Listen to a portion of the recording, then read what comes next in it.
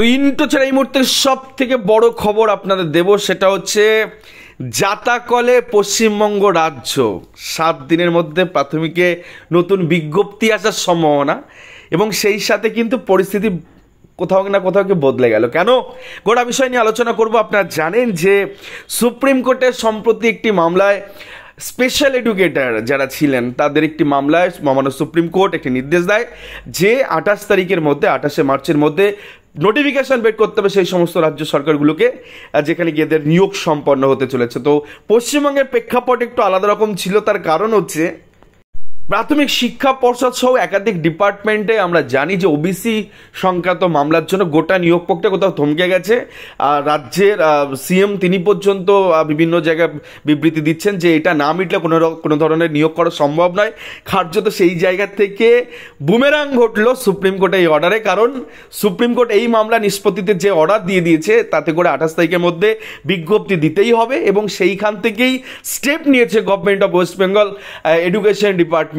তারা কিন্তু আর রিস্ক নিচ্ছে না বস, তারা নোটিফিকেশন বার করতে চলেছে এবং সেই রকম instruction West Bengal board of primary এডুকেশনকে তারা দিয়েছে। গোটা বিষয়টা আমরা দেখাবো। দেখুন পরিষ্কার লেখা আছে West Bengal government of West Bengal school education department elementary education অর্থাৎ প্রাথমিক সংক্রান্ত যে ব্রাঞ্চ রয়েছে সেখান থেকে এটা করা হয়েছে, এবং বিকাশ এবং সল্টলেক সেক্টর 5 7,91,000 হচ্ছে date. Memo number search and search date হচ্ছে 20শে মার্চ কিন্তু এই ডেট কিন্তু কোথাও না কোথাও গিয়ে প্রকাশিত হয়ে গেছে, এবং সেক্ষেত্রে ফ্রম কার থেকে চিঠিটা যাচ্ছে, এই ধরনের নোটিশ যাচ্ছে additional secretary of the government of West Bengal, যিনি এই এলিমেন্টারি এডুকেশনের মাথায় রয়েছেন, এবং কাকে করা হচ্ছে টু দ্য সেক্রেটারি অর্থাৎ সচিবকে করা হলো। কাকে? West Bengal board of primary education, DK 7/1 DK block sector 2 APC ভবন কলকাতা 91। কি করা হচ্ছে চিঠিতে, কি বলা আছে?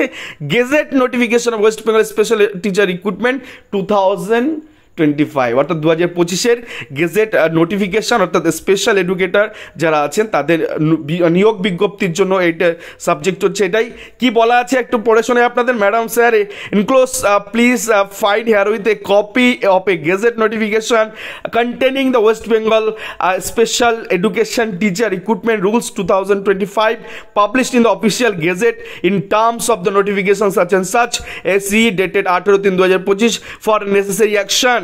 অর্থাৎ নেসেসারি অ্যাকশন মানে কি? বিজ্ঞপ্তি দেওয়ার কথা বলা হচ্ছে, গেজেট প্রকাশের কথা বলা হচ্ছে, কারণ সুপ্রিম কোর্টের অর্ডার রয়েছে। সেই জায়গা থেকে আরও কি লেখা আছে? দ্যারফর সে rules is also available in our official website Bangla শিক্ষা সাচ এন্ড সাচ, এই ওয়েবসাইটে রয়েছে।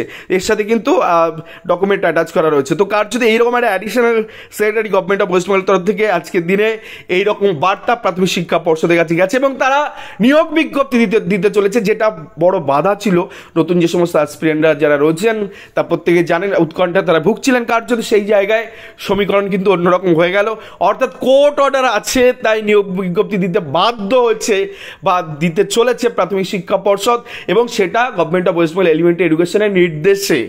তো সেই জায়গা থেকে বাকি থাকা যে রিক্রুটমেন্টগুলো আছে বা যেগুলো চলতি রিক্রুটমেন্ট বা আসন্ন রিক্রুটমেন্ট, কার্যত এই যে নোটিফিকেশান যেটা বেরিয়ে যাবে সেখানে যদি such and such condition what ever যদি থাকে তাতেও অসুবিধা নেই, কিন্তু নিয়োগ প্রক্রিয়া বন্ধ হচ্ছে না। কার্যত 3 মাস এরপরে যে টাইম চাওয়া হয়েছিল সার্ভে করার জন্য, পরবর্তী ক্ষেত্রে আরও যে সময় নেবে বলে মনে হচ্ছিল, কার্যত সেই জায়গায় কিন্তু রাজ্য সরকার কিন্তু জাতাকলে পড়ে গেল সুপ্রিম কোর্টের অর্ডারের ভিত্তিতে। অর্ডার কমপ্লাই না করলে কন্টেম্পট ইস্যু হবে, এবং সেক্ষেত্রে জেল যাত্রা পর্যন্ত হতে পারে। আপনারা জানেন যে 2009-এর ম্যাটার এরকম জাস্টিস আসার মান্তা স্যার কোর্টের অর্ডার অবমাননা করার জন্য কীভাবে নাস্তানুবোধ হয়েছে। তো সুপ্রিম কোর্ট মানে বুঝতেই পারছেন অ্যাপেক্স কোর্ট শীর্ষ আদালত তাদের নির্দেশ অমান্য করতে পারছে না। আর পশ্চিমবঙ্গে বর্তমান যে সিনারিও, তাতে করে এই সময় দাঁড়িয়ে যে কোনো একটা নোটিফিকেশান আসা মানে এন্টার পশ্চিমবঙ্গের যে সমস্ত সত্যিকারের যোগ্য প্রার্থীরা যারা রয়েছেন, যারা অ্যাসপিরেন্টরা রয়েছেন, তাদের কাছে বিরাট বড় ব্যাপার হয়ে দাঁড়াবে। তার কারণ তাদের পড়াশোনা, তাদের অধ্যাবসা, তাদের যোগ্যতা প্রমাণ করার রাস্তা কোথাও না কোথাও বন্ধ হয়ে যাচ্ছিল। সেই জায়গা থেকে এই ধরনের নোটিফিকেশান, বিশেষ করে প্রাথমিকের ক্ষেত্রে যেখানে প্রচুর স্কুলের শূন্যপদ ফাঁকা আছে, স্পেশাল এডুকেটর অনেক দিন নিয়োগ নেই, সেখানে যদি নতুন বিজ্ঞপ্তি চলে আসে, এর পাশাপাশি অ্যাসিস্ট্যান্ট টিচার সাধারণ যে প্রার্থী তাদেরও কিন্তু বিজ্ঞপ্তি আশা করা যায়।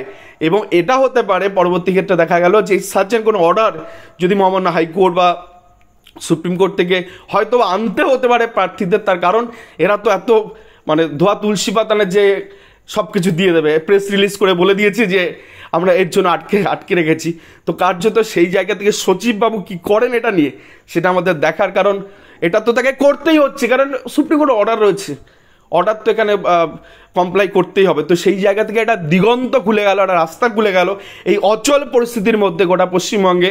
তো দেখা যাক এই বিজ্ঞপ্তি কবে নাগাদ আসে, কত শূন্যপদ থাকে, সেখানে টার্মস অ্যান্ড কন্ডিশন কি উল্লেখ থাকে, এবং তার পরবর্তী ক্ষেত্রে যে সমস্ত সাধারণ প্রার্থীরা যারা শিক্ষক হওয়ার জন্য, সাধারণ অ্যাসিস্ট্যান্ট টিচার হওয়ার জন্য মুখিয়ে বসে আছেন, তাদের ভাগ্যেশীকে কবে ছেড়ে সেটাই আমরা দেখব। তো একটা বিখ্যাত একটা জটিল বিষয় আপনাদেরকে বললাম, এবং এই অচল পরিস্থিতিতে এই ধরনের জিনিস কিন্তু অনেকেই অনুপ্রেরণা যোগাবে।